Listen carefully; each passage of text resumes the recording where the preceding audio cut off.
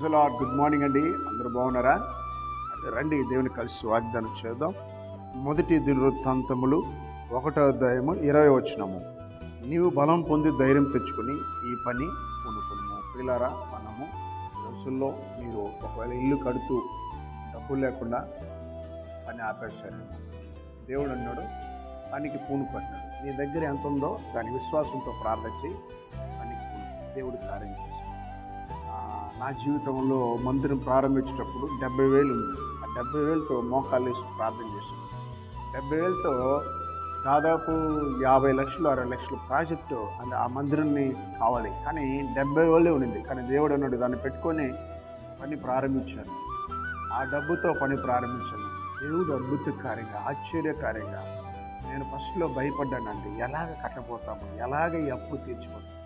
దేవుడు అద్భుతంగా మందిరం నిర్మించాడు. కొన్ని లక్షలైంది. కానీ దేవుడు ఫస్ట్ మనం ఒక స్టెప్ వేయాలండి. కాబట్టి ఏ కార్యమైనా, ఒకవేళ వివాహం విషయంలో కావచ్చు, డబ్బులు లేదని వెనకడుగు వేయకండి, సహాయం చేస్తాడని ఒక అడుగు వేయండి. ఒకవేళ ఉద్యోగ విషయంలో కూడా దేవుడు సహాయం చేస్తాడు. ముందుకెళ్ళండి, అప్లికేషన్ వేయండి, దేవుడు సహాయం చేస్తాడు. ఇంకా చదువు విషయంలో కూడా, అయ్యో ఆ కాలేజీలో నేను చదువుకోలేను, నాకు ఫీజులు కట్టే స్తోమత అనుకోకండి. మీరు దేవుని మీద భారం వేసి ఫస్ట్ స్టెప్ అయ్యండి. కాబట్టి దేవుడి కార్యాలు అద్భుతంగా ఉంటాయి. దేవుని కార్యాలు ఆశ్చర్యకరంగా ఉంటాయి. మీ జీవితంలో జరిగేలాగా ప్రార్థన చేద్దాం. మహాగణుడా, పరిశుద్ధుడా, స్తోత్రాలు. ఉదయ కాలమున ఎంతమంది అయితేనైనా తీవ్రమైనటువంటి రోగంతో బాధపడుతున్నారు, కడుపు నొప్పితోనైనా, వామిటిక్స్ నా ప్రభా, మోకాళ్ళ నొప్పితో నా ప్రభా, థైరాయిడ్తోనైనా, ఆస్తమా, టీబీ, క్యాన్సర్తో యేసు నామముల వారికి స్వస్థత. పిల్లలైనా జ్వరాలతో బాధపడుతున్నారు, వారిని ఇప్పుడే ముట్టి బాగు చేయమని ప్రార్థిస్తున్నాం.